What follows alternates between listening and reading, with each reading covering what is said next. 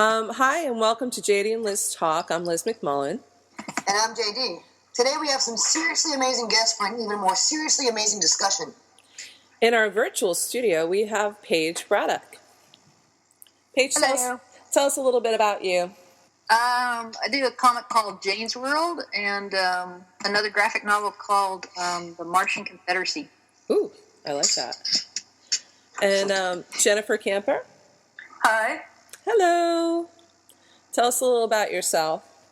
I'm a cartoonist. I'm also a cartoon editor. I have a couple of books in my work out called Rude Girls and Dangerous Women, and also a graphic novella called Sub Girls.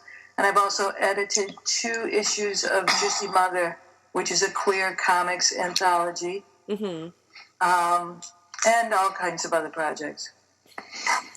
Kris, why don't you give us a little bit knowledge about yourself? I know nothing about myself. Oh my God, that's so profound. I know lots about my comics, so I will talk about them instead. I drew a book called Manya a long time ago, and after that, a book called Maxilli, and then I did a graphic novel called Grace, and another called Encounter Her, and a whole bunch of little teeny tiny ones in between, which will someday be a great big book, but that's not today. So. And rounding our panel out is Joan Hilty. Hi, I'm Joan Hilty. I most recently drew the weekly comic strip Bitter Girl that was distributed by Q Syndicate until about 2012. It's been on hiatus since then. Before that, I drew a lot of comics in the 90s for Gay Comics, The Advocate, The Village Voice. I have had the honor of appearing in Jen's Juicy Mother anthology. And oddly enough, I most recently appeared in an essay in The Brown Reader, which is a book anthology released to celebrate Brown University's 250th birthday, and I talked about queer politics on campus in the 80s. Go Brown. Awesome. So JD, in addition to being an awesome co-host and an author, you are also an artist. Not quite in the same level of achievement, certainly as the rest of the panel here. You know, I've been in a couple of anthologies, which I am glad that I got into, and Jennifer kindly invited me to do a strip for a page, and whatchamacallit, I have a sort of I'm more of a comic fan than I am as an artist. I'm definitely a lot more of a here's a lot of words, here's a picture, than, here's pictures that tell a story kind of girl. So I'm a huge admirer, obviously, of those that can visually tell a story. Mm-hmm. There's not a listener out there who wouldn't say that this superhero-powered group of women in queer comics. So instead of starting out with how you start out, let's talk about the next part. Let's talk about the work you first began to get really known for, and what was it?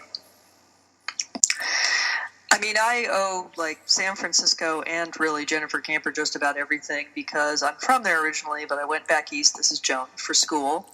And I think the very first, I had drawn comics editorially extensively in college, and then the very first thing I published outside of that was a cartoon for Lesbian Connection in San Francisco when I moved out there in about, 1990, I guess it was. While out there, actually, I got connected through an ad in the, I think, East Bay Express to for a lesbian cartoonist club, which turned into Girl Jock magazine, which people may or may not have heard of, which was a wonderful, wonderful sort of queer sports girl magazine in the 90s. I also benefited from the San Francisco, the sort of more longer-term underground comic scene, and hooked up professionally with Trina Robbins and Phoebe Gleckner and all those folks. And then I think I met you, Jen, when you were out there for Outright one year. I remember cartoonist correspondences. Yeah, we crossed paths in, I think, San Francisco, and then later out here. And also a big part of that world at the time was the late and wonderful Chris Kovic. Absolutely. Fantastic San Francisco-based cartoonist. Very big inspiration to all of us. Joan, I think I discovered you through that Girl Jock magazine, which I hadn't even thought about. Yeah, Girl Jack magazine was amazing. I believe it had an anthology published by St. Martin's Press a few years back. Oh, wow. Forgotten that existed until you brought it up, John. I'm like, hey, I remember that. Oh, wow, that was you? Yeah. Girl Jack magazine was. It went from. I mean, Roxy, its editrix, as she liked to call herself, took it from a folded over, classic little zine to a glossy with back page absolute ads. There was just a period of time where you could just do that sort of thing in the 90s. And it was just a very funny, very queer point of view, very political, very sporty. It was just, it was the magazine for the political, sports lesbian. That's how niche you could be at the time. Yeah. Well, I think actually all our careers are sort of a document of publishing history. I started out, this is Jen, I started out in publishing in queer publications in different cities around the country, and did a syndicated strip that ran every 2 weeks. And every city had a gay newspaper or a feminist newspaper, and so you could do a queer syndicated comic and make no money but have fun doing it. And then it would all end up being collected in a book at the end of a couple of years. And I think a lot of us, were able to get in print with all these queer magazines and newspapers. And then when they disappeared, it was real challenge, I think, to change. And that's when I decided to do the Juicy Mother anthologies, because I felt like a lot of queer cartoons were not getting printed. How has it changed the environment with all the brick and mortar stores that are closing that used to be meeting places and wells of creativity? How are you guys recreating markets or trying to reach people at the current time? Well, I think everything's going online in one level because that's accessible to people. But I still see a lot of zines and mini comics being made, and I think there's still a very strong need for books, and everybody loves books. So I think there's room for everything. I think, actually, I know that I agree with you. I mean, there was this big fear, when television came out, actually, that was going to destroy the movie. As we can see, that has yet to happen. And with online publication, electronic publication, there's always, publishing is always crying about the death of publishing. I don't think that that's happened. I don't think it's come close to happening. And, from a bit of a marketing point of view, we're watching this real strong push away from the electronic medium, away from, the constant connectivity and the Facebook and the Twitter and all of that. It's reached a saturation point, and we probably won't see it as a mass, like public or popular movement for another 2-3 years, but it's already on the rise. Mm-hmm. And I'm sure that I found that creatives are actually at the forefront of saying, I'm shutting down today. I'm not dealing with this today. I'm too much social media. And that, in combination with, we're seeing rises in other things too, in other media. Look at the return of vinyl. And people are actually getting creative with how they approach vinyl. All this is done, I think, has forced us to be so much more creative about how we make books, period, end. Everybody, I want to hear how Kris and Paige got started. Oh, okay. So do I. Who wants to go first? I'll go first. Go first. I started back in the 1990s, the early days when everybody was doing the mini comics. Take a sheet of paper, draw it all both sides, fold it in half, staple it, sell it for $1. And then family friend Jed Banka sent me this script of loose papers called Manu, which she wrote, I believe, when she was temping at a hospital. And to kill time, she wrote these monologues by this woman. So I said, hey, I can make those into comics. I did. She got a job as a grant writer. I said, hey, you want to apply for a Xeric grant? And she did all the paperwork. And we got a Xeric grant. And we published the book. And that kind of set everything into motion. And now it just won't stop. So I never knew that. I never knew that you won a Xeric grant, Kris. Yeah, it was 95. It was 20 years ago. So who remembers that far back? Well, I remember your book because I bought it. I bought that book at Criminal Records in Atlanta, I remember. I was like, wow, this comic is great. Awesome. Somebody actually walked the store. Good to hear. Yeah, I think I kind of just I don't know how. It's hard to say how I got started. It was so gradual. I was doing a comic like at night when I get home from my day job. I worked in journalism for about 12 years, and you know, when you work nights, you get off and there's nobody to hang out with because everybody else has day jobs. So I would stay up late at night eating. I think I was telling you guys this earlier, Liz. I was eating Frosted Flakes and watching Silk Stockings and meanwhile drawing really stupid comics that I was calling Jane's World and posting online. That is kind of how I got started. And then there's something about the comics community in San Francisco. I think things really kind of gelled when I moved to California and got in there's a really supportive group of comics people in the Bay Area. And I think that sort of helped me take myself and my work more seriously, and for the first time think about publishing books. I think the first comic show I did was the Alternative Press Expo in San Francisco back in like 2001. So Yeah, I'd like to just reiterate how much community meant to me and to so many of us starting out. My first editor was Howard Cruz, and he is still a tremendous cheerleader for all of us, and you know, patiently sat through all those phone calls where I say, how do I do this? How do I do that? And there was so many of us, I think San Francisco and New York, but all over, even pre-internet, there was a very strong sense of community. And I think partly because there was absolutely no money to be made and so few of us doing this. And all of us were doing such very different kinds of comics that there really was a lot of help. And Diane DeMassa and Rob Kirby and just so many people were part of this community for me. Well, and this is Joan. On the topic of that community, I also want to add further that people like Howard especially were especially instrumental. Howard had taken over at one point the editorship of Gay Comics, which was a very influential queer comic publication that was published by I think either Ripoff or Last Gasp.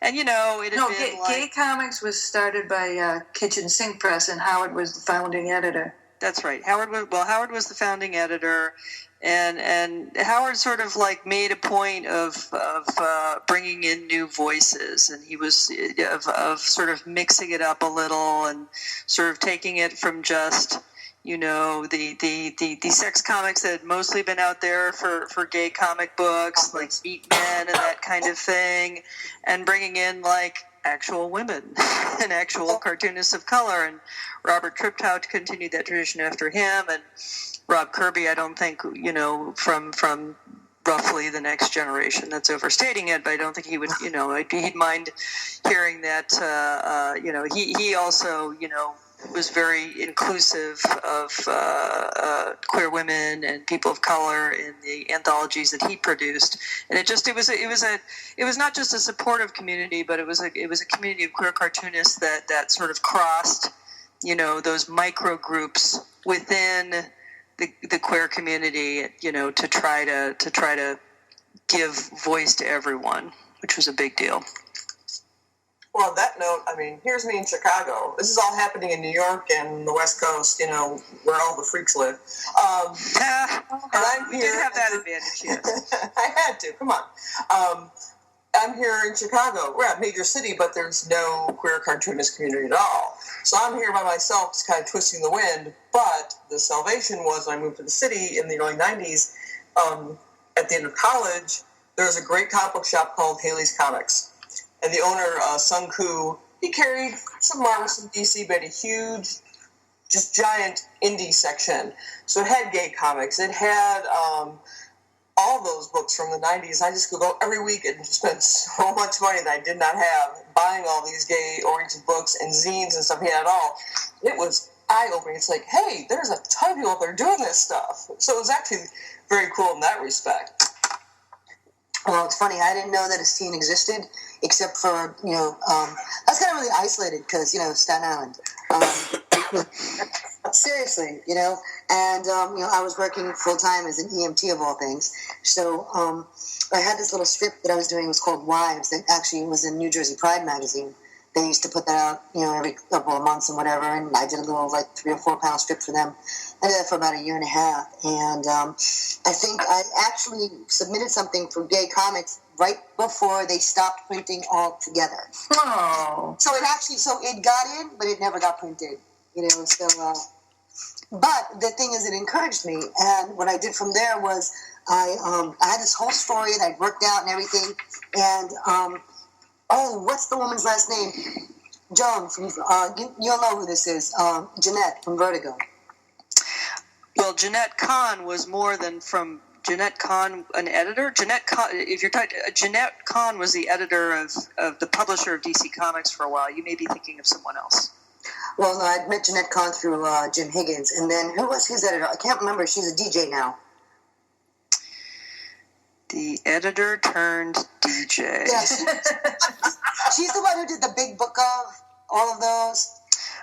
Andy Helfer did the Big Books series. Oh, Bronwyn Taggart. That's it. Thank you, Bronwyn. I got introduced. I met Bronwyn, and Bronwyn liked my story. She really, really liked it. She kind of went to bat for me on it. The problem was I didn't really like the offer they made, which was A, straighten your character, and B, can we keep it? So yeah, that's pretty much all of DC's offers. Yeah, they're a division of a movie studio. They try to take everything. That's how it that's works. exactly it. So, but Bronwyn did me a solid, and she introduced me to David Hartwell over at Tor Books. So that's actually how I ended up switching from working within comics to just pure writing, because of that introduction, and I kind of figured, I gotta admit, it's really disheartening, and it was for me, because other than Gay Comics and, Allison's work, and Love and Rockets, that's it. That's all that I knew that existed in terms of the queer cartoon, comic world. I had no other clue. So, and it was disheartening to be told by a major, we love your stuff, could your character not be gay? So I'm not sad with how my career has gone, because obviously it's gone pretty damn well, and I get to hang out with all y'all, and I have, luckily for me, I have Kris, who actually knows how to draw, and tell a story visually, working on the graphic novel punk like me. So I'm not unhappy with where I've gone or where I've been or where I'm going. It's just, it's been an interesting road, and it's really funny because, God damn it, I wish I'd known where you guys were. Well, we found you now. Yes, ma'am. Well, I'll put in a plug for a project I'm working on. In May of 2015, we are going to be having I believe, the first queer cartoonist conference at CUNY Grad Center. The people at the Center for Lesbian and Gay Studies are sponsoring this, and I'm really excited. We're going to have Allison Bechtel and Howard Cruz as our keynote speakers, and I really hope that all the queer cartoonists can be there and have a chance to learn from each other and do all that geeky comic stuff without having to sell their work. I want this to be a conference for cartoonists to talk about being a cartoonist, to sort of document our history and to inspire everyone to move forward. So that's going to be May 7th and 8th in 2015, and there'll be other events going on the 9th and 10th, so it'll sort of spill over into the weekend. And I hope all you ladies will be there as well. I do believe that it's on the calendar, right? Yes. We'll be there. We'll be doing it on a panel like this. Why not? Absolutely. A million more panels like this. They're always fun. So wait, I have a question. For each of you, what was that moment like when you realized, that you've been working. Oh my God, you've been working. Oh my God, are you ever going to have to stop working? No, it's never going to stop. When you realize people know who you are, and that and even better than they know who you are, they know your work. Like, you're so and so from, yeah. What was that like, and when did you realize that was starting to happen? Oh, and what work was it? You have to take point, Joan. It's always up to you. It's never always up to that's a very difficult question to answer, because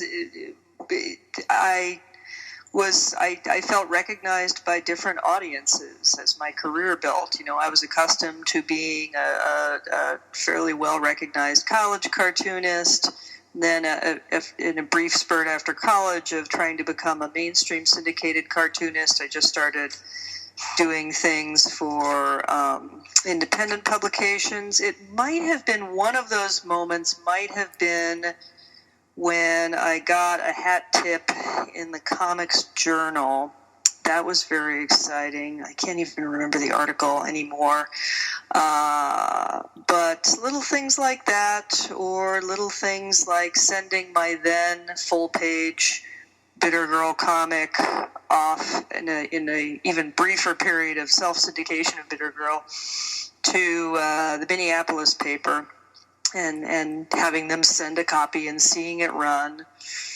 It was definitely the little things that were gratifying. It could also just be totally disorienting. I'm a member of the Park Slope Food Co-op because I'm a Brooklyn cliche.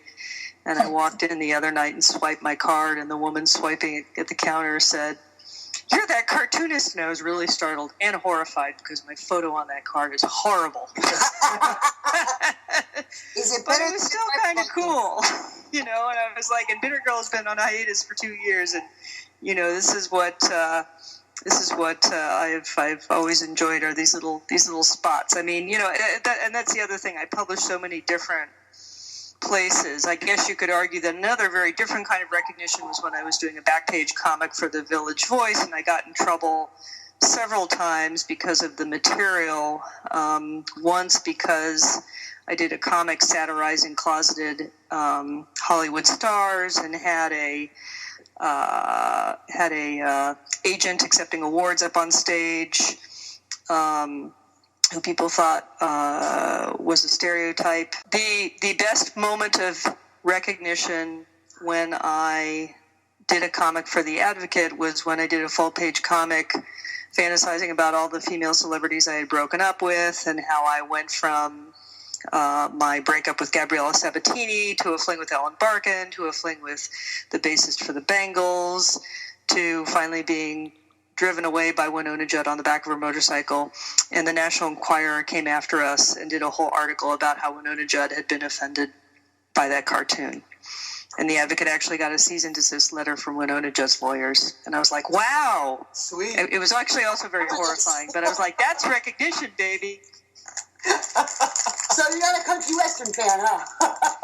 I was, and I still am. It was better in the 90s, but I was especially a Winona fan during her big hair Harley riding period. Joan Hilty draws some of the best big hair ever. I do like the hair. Anyway, I just took a lot of air out of the recognition argument. Somebody else talk. One of my favorite early recognition stories is when I picked up a girl in a bar and went home with her, and she had some of my cartoons taped up on her wall. Nice. But I didn't tell her who I was. You didn't tell her who you were? I can never get over that. I've heard that story from you a million times. I can't believe you didn't tell her. I didn't want to see her again. Ow. Ow. Sorry. That was really grown up of me. Ow. So how about more public recognition? These are the early days I'm talking about. Yeah. Now they come after you with the comics. Can you stop this, please?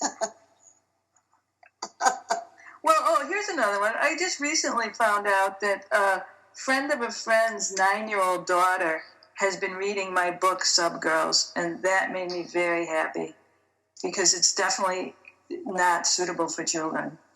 That is great. Oh, God, I love the subversion. I do. I live for it. And that's one of the things I love about you, Jen. I can count on you for that. Every single time. I try. You succeed. I tell you what makes you feel really old. I recently went back to my alma mater to do a 2-day session. It was like a seminar on graphic novels, and one of the students who had signed up for the class who looked like she was about 12, but she was probably, in her 20s, said that she had been reading my comics since she was 10, and I was like, oh my God, I'm that old. But you've been able to influence the youth, and that scared me too. I was like, oh my gosh, because I don't know. I didn't think Jane was that. I didn't think that was a 10-year-old kind of comic, but whatever. I think the kids are more advanced than I was. No, I think the stuff we all read when we were 10 was, totally over our heads, but we read it anyway. I certainly did. True. We aspired to understand it. Mm-hmm. How about you, Kris? What, recognition? Yeah. Like when you realize, oh wow, I've actually made a name somewhere besides in the mud. There was always that heyday of every magazine read a Women in Comics article. Mm-hmm. I think it was a rule in publishing at that point. And Ms. Magazine ran one, and there's like half a paragraph. But as a result, I started getting resumes from people who wanted to work for me. Hilarious. Turn in Vegetarian Times, seriously. And I would love to come work with someone publishing of your stature. I'm like, I don't make money doing this. So the intern status, that's fine. So I got I think 5 resumes. That's funny. People want to work for me. I'm like, all right. Wow, hire them. Yeah, right, for free. They're interns. Yeah. I still get stoned when I get recognized for stuff. I just did a radio show, about a week and a half ago, something like that. And it's like, it's first I'm, the author J.D. Glass, the artist J.D. Glass. Now I'm the advocate's J.D. Glass. And it's just so weird, And every now and again, I get recognized in the weirdest places. I got recognized flying on a plane to frickin' Comic-Con, to San Diego. This is going to sound like a story that, people make up and sell for, variation. I couldn't make this up if I tried. So, and I'm not going to say her name except to say that it was a really perfect porn name. Now, I don't like to sit on planes because they make my legs hurt and ache, and I hate planes. So I walk around a lot. And I hung out in the back, and I started talking with the stewardess because, what else do you do when you're nervous and you're, 40,000 feet in the air and afraid of dying? And, she's like, so you go to Comic-Con? I'm like, yeah. I'm like, so what you doing there? I'm like, I'm on a panel. I'm running a panel and whatever. And she's like, I heard J.D. Glass is going to be there. She's like, I'd really like to meet her. You're making it up. I love this story. No, I'm not. Kris is the first person I told when I got off the plane. Yeah, and there was a flurry of emails. Then there was, you have to understand, the plane is half empty except for the geeks in the front, okay? This is how I knew I was safe. This is a Comic-Con plane, I guess, right? Yeah, it really, really was. See, everybody in the front was like, a geek, and I'm like, okay, if anything goes wrong, these guys know how to either make a bomb or disassemble one. So we're fine. We're fine. Oh my God. Absolutely. It was like this really weird thing. So finally, by the time I escaped, because now there's not one and not two, but there's 3 stewardesses. I'm not kidding, 3, and they're painting my nails. How did you go from, I hope J.D. Glass is going to be there, to get them to paint your nails? Well, I was nervous, and I figured it was something to do. So it's like, oh, I help you. So it wasn't until I was walking back to my seat. She's like, by the way, what's your name? I'm like, I'm J.D. What color nail polish was it? I was golden red, actually. It matched. I had Mendy on my arm, so it went with the Mendy. I like that. So I have a question for you ladies. You were giving voice to lesbians and queer women. What did you feel like a level of responsibility for that? And did you get feedback of, thanks for making a place for that? I was always, I'm not sure I was always setting that great an example. I never got thanks so much as thanks for making me laugh. Hey, that was a really hot girl you drew. Others might have a more uplifting story than mine. I mean, I'm overgeneralizing to make a point. Of course, it's always wonderfully, wonderfully validating to see your stories on the page, and to just have that life told. I mean, that's why that's what brings people back reading all of us. That's why Allison has Allison Bechdel who was a rock star even in the early days and has, become stratospheric, has done as well as she has because she just knows how to tell the story of a well-rounded queer life and sort of build a cast and build a cast of distinct characters, all of whom have, queerness in common, but that's about it. She can just reach out to this multitude of audiences. I had a mix of reactions to my comics. I've gotten the wonderful responses of people being very grateful that I'm telling the stories that aren't often told, but I've also gotten very angry letters and emails about people who are objecting to the stories I tell. And I think most of my work is originally for me. I'm my first audience, and I'm writing stories that I'm not seeing other places. And then after that, I kind of feel like the work is up for grabs, and some people are going to love it and some people are going to hate it. I think my work about Arabs and Arab Americans and Arab dykes has been some of the more controversial stuff recently. And I've had a real broad range of responses for those pieces. I've actually snuck some of your work to a friend of mine. She has, she's from Jordan, and she can't receive that sort of material there. So she has a mailer that her stuff goes to in New York, and then it goes to her by courier like every 2-3 months.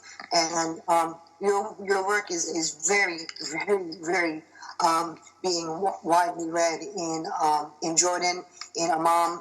Oh yes, I'm very involved with the queers in the Middle East, and a lot of my stuff has been translated, and there's actually a lot of cartooning going on in the Middle East that's really exciting as well. And I'm always happy that my work gets into prisons also. Why is that? Well, I think that's my audience. I think women in prison.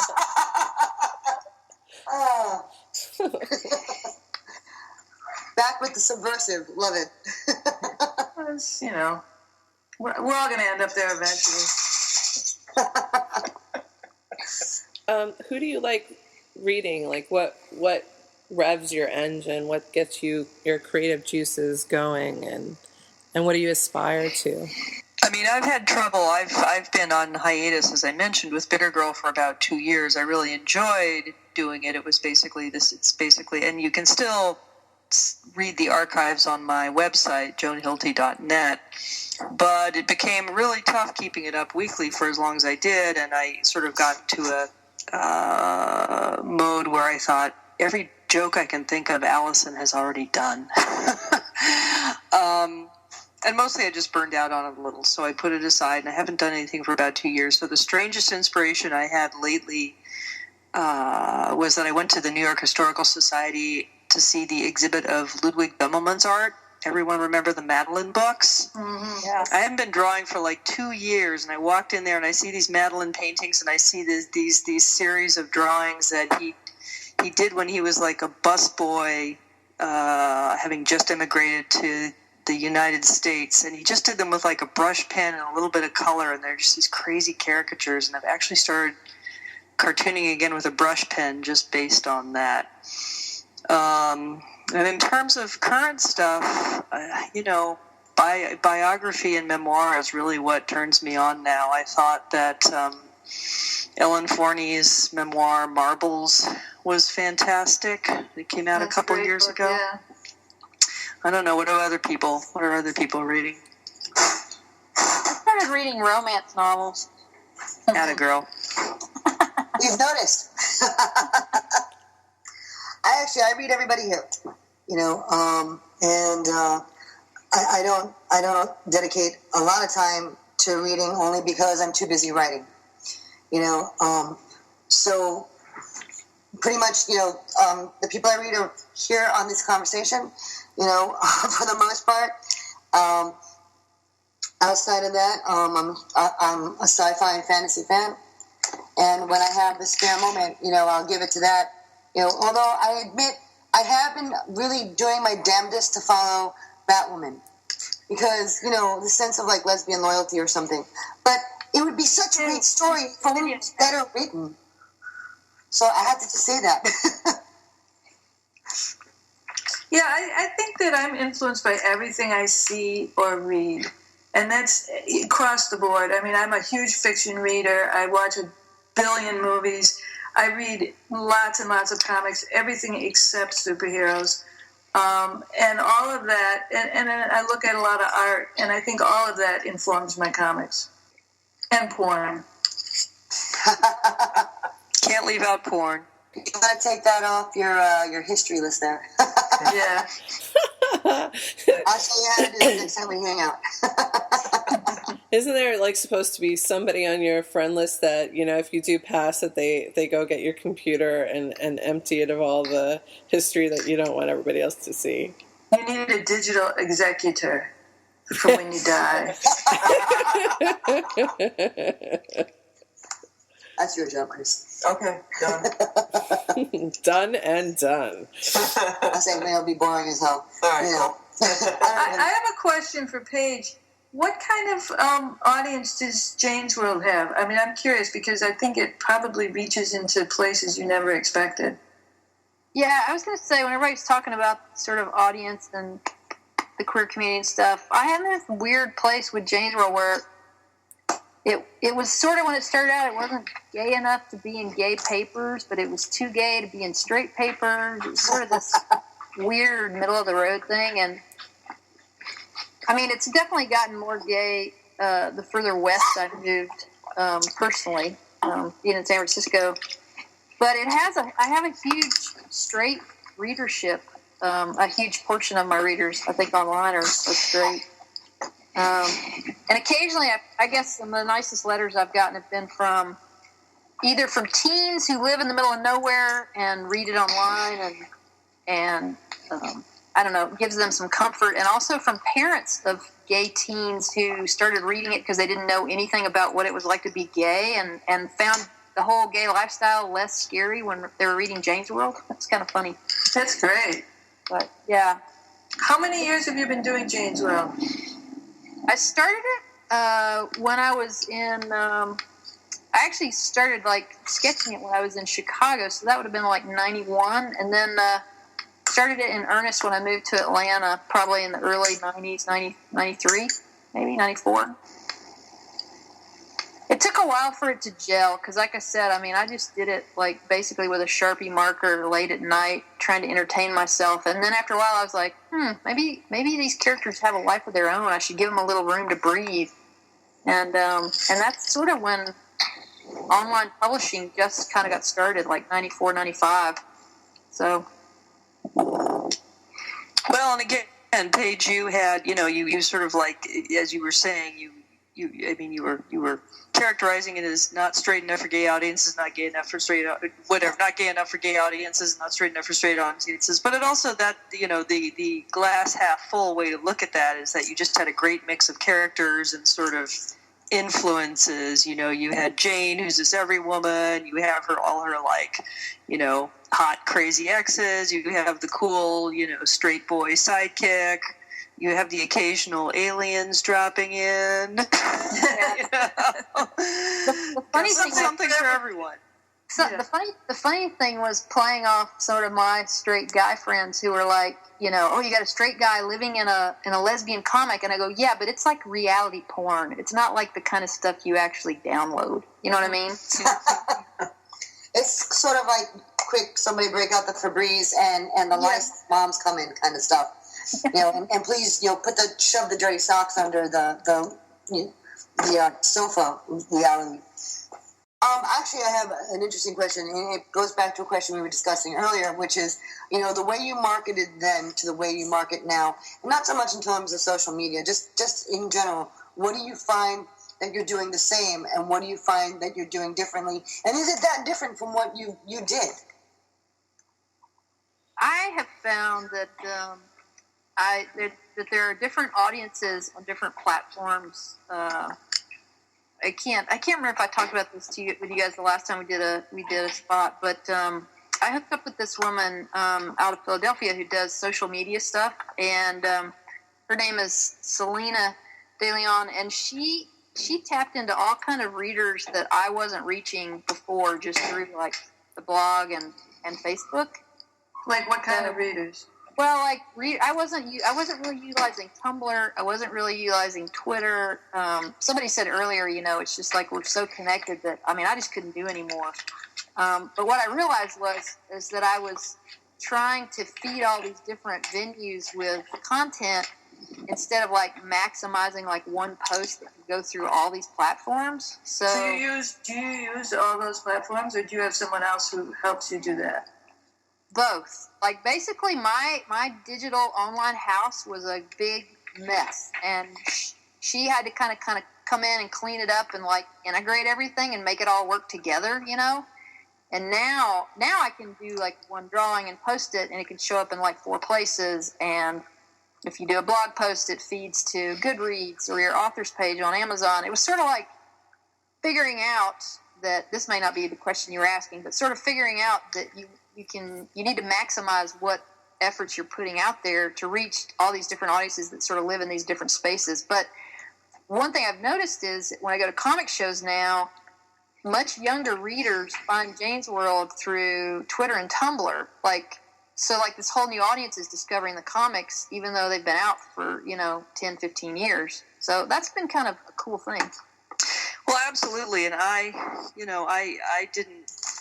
had an online presence, but when I was drawing Bitter Girl, I honestly just didn't have the energy to maintain a blog, which I would argue is rapidly becoming a thing of the past. Yeah. I would post new strips on it, but I just was not motivated to figure out ways to go to my website, have people go to my website, because Q Syndicate was doing a decent job of distributing it to papers, and I was working full-time at DC as an editor, and I would come home and, be on a panic deadline every Monday night for Bitter Girl, and I just didn't have the energy. And when I left off, God, isn't amazing? It's like 15 years ago, but it was only like 2 years ago, in 2011 or 2012, that's when Twitter and Tumblr were really starting to pick up as ways to share imagery, and I didn't understand it. I was like, you can't do that on there. How can you do that on there? There's no way to do a context. There's no way. I don't understand how that works. It is the way it works now, as Paige is finding. Mm-hmm.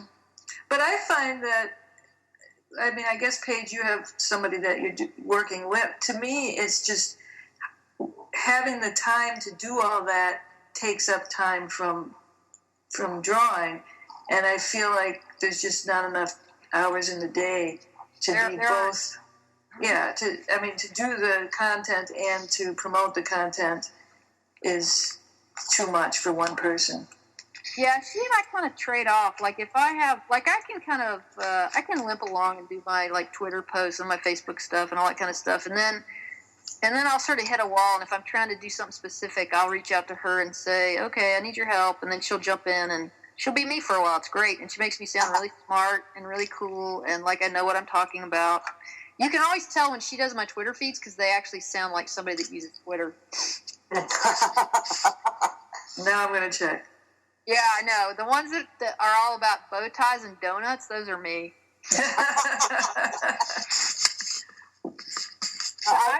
The IQ level of my Twitter feed drops considerably when I am in charge of it. That's what I'm saying. But it's still fun. Yeah. I find that, because, all my publishers are small publishers, that social media is the driving force. I am the driving force, actually, and literally, behind any of my sales. And I can actually watch my sales change daily, depending on how active I have been on social media. The thing is that to really, really get to where I want to be in terms of, return, if you would, I find that it takes for me to hit every single spot that I have to hit. And I have a good, God, it's like in 6 point, and it's like 7 pages of printout of a list of the things that I have to hit in social media in order to create the numbers that I want just on Amazon. It takes me 6 hours. And 6 hours to do that. And the thing is, it's a typical marketing thing. You have to hit 3 times because it's like when you're driving. You're like, hey, where's that new sign come from? You saw it 3 times. This is just the first time you noticed it. And it's the same exact thing. And I'm like, okay, so that's 18 hours. 18 hours spent to social media, or I could be writing it down. And it's a real hard balance to hit sometimes. But it's certainly effective. And I certainly get the return when I do it. It's just I find it exhausting. Yeah, I don't have that many hours in the day. I just don't. And I feel like it's a lot of publishers are expecting the artists, cartoonists, whatever, to do that kind of work. And I think it's sort of kind of ridiculous to think that every artist and creator is going to also be their own promoter. Yeah, because it uses a different side of your brain, really. Yeah, and I mean, it's trying to do. I mean, we can all do a little bit, but to do it well, you need to do it, I guess, full time. I don't know. To do it well, you need Selena's phone number, I think. So you're gonna pass that to us later, right? Yeah, I'll share that. Okay. Because I think what happens is, the whole art in comics and writing, it's sort of the introvert part of yourself, and all that social media stuff is the extrovert part of yourself. And the two, it's hard for the two to coexist in the same day, in the same hour, Well, and I found that with Twitter and Tumblr, the same post gets 2 different responses. If I put something expressly gay on Twitter, or referring to anything, or refer to a drawing of mine that I post as gay, I lose followers. Every single time, at least 5. I don't know why. It's like, I don't know why you started following me in the first place. But on Tumblr, I do that, and I get like a zillion... Well, it's the same rule as posting about Syria on Facebook versus posting a cat video on Facebook. But yeah, you'll get 40 responses to the cat video and 3 to Syria. Right. But the same post on 2 different platforms has 2 completely different responses. So I'm like, you know what? Fine. Do whatever. I think it's the demographic on those platforms, though. I think, Tumblr's like a just much younger, more, I don't know, visual crowd. Kids. But I will say, what actually woke me up to Tumblr was that I teach in the illustration department at the Maryland Institute College of Art in Baltimore, and great school, has as we call it, sequential art classes within the illustration department, and I teach advanced sequential art. So most of the kids coming into my class had already been doing their own comics. Inevitably, they're already doing their own web comics. They've already got their own Tumblr accounts. A lot of them are queer, as it turns out. But, that's where they're already picking up business while they're still in college. People go to their Tumblr accounts, see their stuff, become fans, get in touch with them, and ask for commission.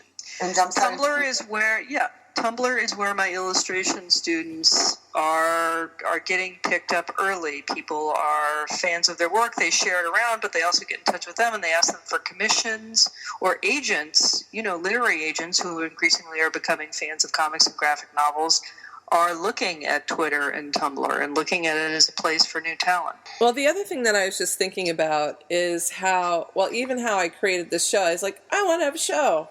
All right, I have a show. You don't have to necessarily go through all the channels that you'd have to, let's say in the 80s or the 90s or even earlier on, whereas you had to get somebody interested in your stuff to help distribute it. Now you can set up shop, and if you're savvy enough, you can get an audience without having to ask permission, so to speak. I think that's pretty much what everybody here has done, has been a creator without asking permission. Yeah, and I think the media might change, but even when people were just kids and drawing with a pencil and paper and handing their cartoons around in the school or doing Xerox zines or whatever, it's the same thing of putting your art out there and hoping that it reaches somebody who would respond to it. We're all just looking for a friend. Oh. So I guess the thing I'd love to ask everyone is, what do you want to see in terms of your own personal accomplishment, say within the next year to 18 months? Like project, book, new aspects of career. What's that big thing that you want to see really pop in the next year to 18 months? For ourselves? Yes. for each individual person? Well, it's pretty basic. I just need to get back to drawing something regularly, and it's taken me a while to figure out what it is. As Jen knows, because it was my 8-page turned 17-page super overdue contribution to Juicy Mother. I've had this idea in the back of my head for years for a graphic novel about a Jewish girl and a Mormon girl who fall in love in Utah in the 90s. So I would love to pick that up again someday. But mostly lately I've just been playing with writing again, and possibly writing a prose work that might be a graphic novel, but also might just be an illustrated novel and just have a graphic novelist sensibility to it. We'll see. I'm working on my next book, which will take, I don't know how long to finish, but it'll be a collection of short stories, but short. Some are 1 page and some are 50 pages. And I'm working on organizing this queer cartoonist conference in May, and a lot of other projects. I just was asked to be in an art show and to do some wallpaper design, which I'm really excited about. I'm tiptoeing into children's publishing because I have a graphic novel coming out in February from Anders McMullen that's about this smelly toad named Cecil and his earthworm pal who's hot pink named Jeremy. Whoa! Yeah, so it's kind of like, I don't even know how to promote that because it has nothing to do with any of the work I've done before. It'll be kind of interesting to see how that goes. It's called Stinky Cecil. Awesome. I have no hopes and dreams. Nice. Yes, you do. We all do. Everybody's got a dream. Some of us have nightmares. I am locked into drawing the Punk Like Me graphic novel for the foreseeable future, and Yay! just started from scratch. So, yeah, I got a long way to go. So at least 300 pages so far, and it's going to take me a while. So, yeah, I'm just focused on that. One of my dreams is to learn how to draw faster, and I can't, for the life of me, speed anything up. It just gets slower and slower, I think. I'd like to just learn how to draw better. That's why we all keep drawing. That's right. Working I'm on the same thing with Kris with the Punk Like Me graphic novel, and I'm putting together pitches for another 2 graphic novels afterwards, so that basically Kris never stops drawing. I'm employed for life apparently now. And I've got 2 novels that I'm working on, which I know you guys sometimes see that stuff on Facebook. So I'm under deadline right now, and I'm taking away on it. And after that, I've got 2 books right after it. So I'm the next what I'd like to see in the next 18 months is actually being able to officially announce who the publisher is for Punk Like Me, because it's kind of a big deal, and I'm excited about it. So that's what I'd like to see. I'd like to be able to do that, And then I'm not making it up. Yeah, exactly. And then actually, I hope that I get to see you guys, in New York in May. Yeah. Yeah, that'd be nice. You will, right? You will all be getting emails very soon. So, Thank you. You're welcome. Thank you guys for being here. I enjoyed this. I hope you guys did too. Did also, and look forward to seeing everybody at Comic-Con. Yeah, thanks for organizing this, Liz and JD. I appreciate it. Truly, truly a pleasure.